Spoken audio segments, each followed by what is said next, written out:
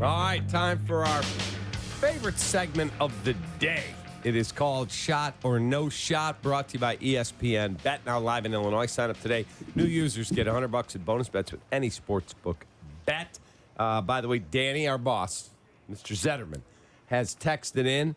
It says if Florent Giroux gets on the show today, Shea suspended for a week. I honestly, I Jack, think you want an audition? Add shot or no shot. Add this to shot or no shot.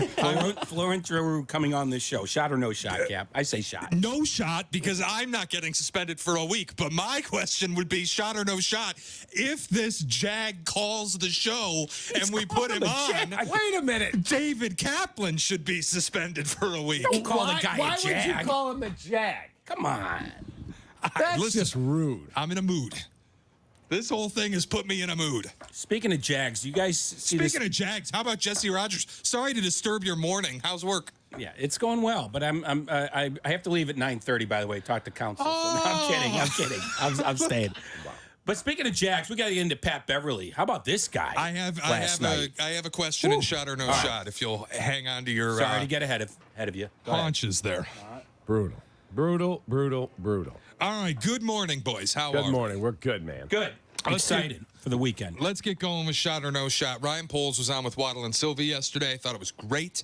He offered this up as part of the plan for Keenan Allen with the Bears going forward. Listen to this. We're just going to, keep it moving through the season and see how everything plays out. There isn't a sense of urgency there right now, but we'll see how everything kind of unfolds as we get into the season. So you want him to play here before you engage in any sort of contract talks? Yeah, we have a good relationship with the agent and have had some conversations that I'll keep private, but both sides are in a good spot. It's very non-committal. Like they have a good relationship with the agent. They feel like they're in a good place, but it's non-committal, saying there's no pressure, there's no race to get anything done. Shot or no shot, Keenan Allen will only be here for 1 year. I'll jump at it first. Shot. You can read between the lines there. We're in a wait and see mode. That means anything can happen.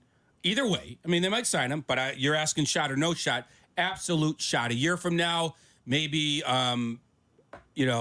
they have a rookie of the year at wide receiver. DJ Moore is an all-pro, and they feel like they can spend the money better elsewhere. Whatever the case may be, I think there's an absolute shot after listening to him. Yeah, absolute shot. Now, if he goes out and has a great year and they extend him by 2 years, okay. But right now, with Roma Dunze, and they're going to have to pay DJ Moore, how much does Keenan Allen want? How much is he looking for? Because we just saw Devontae Smith get 3 for 75. We saw A.J. Brown on the same team get 3 for 96. I don't know what Justin Jefferson is going to get. I'm going to guess 30 to 35 million. So I don't see them giving that kind of money. It's almost by definition that they're going to let him start to play out the season. Of course, there's a shot he won't be back. Just by the idea that they're not signing him right now. The clock is ticking towards free agency. So shot. You could always get a comp pick, too. If he signs a short contract with another team for a big annual value, the comp pick might be a little bit higher, and then you also kind of recomp that fourth-round pick, too. Very good. Yeah. How about Jack McGrath? Took the words right out of my mouth. That was unbelievable. Jack's all over it, man. I love it. Love it. All right, Shea. All right, yesterday, Pete Crow Armstrong did something I have never seen before. While running into second base, took his helmet off, held it in his hand, and then used it to touch the bag and make himself safe while sliding into second, with the rule being that the uniform is an extension of the body. I never thought it expanded that much. And actually, the Steve Gelb, I think it is. Yeah, Gelb. The reporter for... Sideline reporter for the Mets. For the Mets. Called Major League Baseball, and they said that is illegal. Yeah. And if they had challenged it, or if it had been reviewed, he would have been called out. Yeah, that is not allowed. I am surprised he wasn't called out on the field, to be honest. It just thinking about it, it doesn't look legal. Using your helmet. Of course not. It doesn't look legal. Correct. But so you have to admit it was innovative. Yeah. Which is my question. Yeah. Shot or no shot, this should be legal. Yeah. No, Oh, that's should your not. question. No. Yeah, you got to go with no shot. That's no. gimmicky. No, because what are we going to, yeah, exactly. It's like when Andrew Shaw headbutted the goal in the playoffs for the Blackhawks, and they came out, and there's an ice side mic, and you could hear him go. The referee say to Patrick, "I've never seen that before. Right. You can't do that." I mean, just think about a knee brace or something. You pull off and you slide and you put the knee brace out. Is that going to be an extension of your hand? Is that going to be safe? Right. No, you can't use equipment. I think it's great. Like, you should be able to use the hat to catch a fly ball. Next. If you catch a fly ball in your hat, that's almost more impressive than catching it in your glove. It's definitely more impressive than catching it in a glove, but you just can't Should use be your an out. equipment. When I was playing in school, we used to try and catch it behind our back, like on fungos. You don't do it in a game. Yeah, and the catchers can't use the mask to pull the ball towards them and That's stuff correct. like that. So That's correct. You just can't use equipment. That's the bottom line. That's it. Unbelievable. You two hate fun. All right. We hate fun. You won't answer Florent Drew's call. That's not fun. That's Nothing fun. about Oh, that it's is only fun. the biggest sporting event going on right now. But depending on what he No says, we could all be shot. millionaires tomorrow if he gives us some insight. Did Some you just inside say the info? Kentucky? Yeah, Jess, this jockey is going to come on and give Why us don't you insight. tell Well, me, I didn't know rocket Jonte scientist, Porter was riding the horse tomorrow. Why don't you tell me an event this weekend in sports that's bigger than the Kentucky freaking Derby? I know you and I were talking off air about the F1 thing in Miami. Yeah, That's sure. big, too. That's big too. I'm talking about I on missed, TV. I missed where Ryan Poles told Waddle and Sylvie he was going to.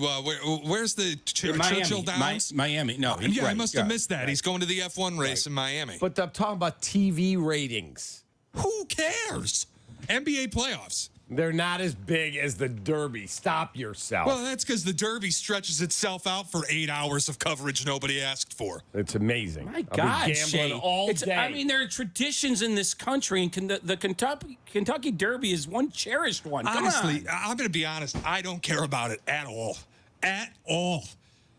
Well, you're one of the few. Yeah. What do you mean one of the few? I one think of I'm the one of the many. no, one of the you're few. actually in a minority. Thank God. Frankly, it's a dying sport. They've You're been- getting racetracks First of all, knocked they've been down saying everywhere. that for 50 years. Second of all, look, I only tune in once or twice a year, and it's this tomorrow. You know what I mean? Are you going to watch the full 8 hours or just the No. 2 minutes of the Well, race? first of all, when Edzo's on, I will. Yeah, and I will be up gambling from race one. Yes. So I guess main it just line- depends. Shay, tomorrow, while my wife is slaving, working, putting mulch out and everything, I will, Brett, help Mindy with the mulch. I will be on my iPad, and I will have the daily racing form, my laptop open to Club Hawthorne. Race one. Here we go. And that's the beauty of having a laptop in the press box at Wrigley Field all weekend. Open it up. Here we go. it. A little baseball, a little horse racing. It's the greatest. Oh, it's just, I don't even get the attraction of like the people, you got to go to the Kentucky Derby. Why? Everything I hear about Churchill Downs is the place is a dump. You got to walk 2 miles to get Ask an Uber. Waddle and Sylvie. They took a listener trip there. They said it was amazing. Yeah, and I mean, And I've been if to you have any Churchill, but not the connections, you go Derby. in the VIP room. Come on, Shea. I heard Big Cat with Waddle and Sylvie yesterday saying Keeneland is the spot in Kentucky. That Churchill's a dump. Churchill needs to be renovated, but it's the magical thing tomorrow. But you understand, Shea, people say Fenway and Wrigley are dumps in their own ways Listen. because they're so old. But there's something about going there, for God's sakes. And I've never been to the Derby.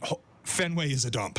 It's a dump. It is. It's It is. absolutely. But, It's I, horrible. but I still love the place. Oh, I don't. I went with Brett. It was amazing. The magic Yes. and whatever, like the first time I went to Fenway was cool. The second time, I'm over it. I'm too tall to sit in those seats. It sucks. Oh, my God. We can be honest about some things here. Hater Shea is back. Wrigley, honestly, is fantastic. The renovation's really good. By the way, the great Doug Nackman, who gave out Giacomo on this very Friday before the Derby a few years ago, 57-1. Yeah. He's given us a bunch of winners.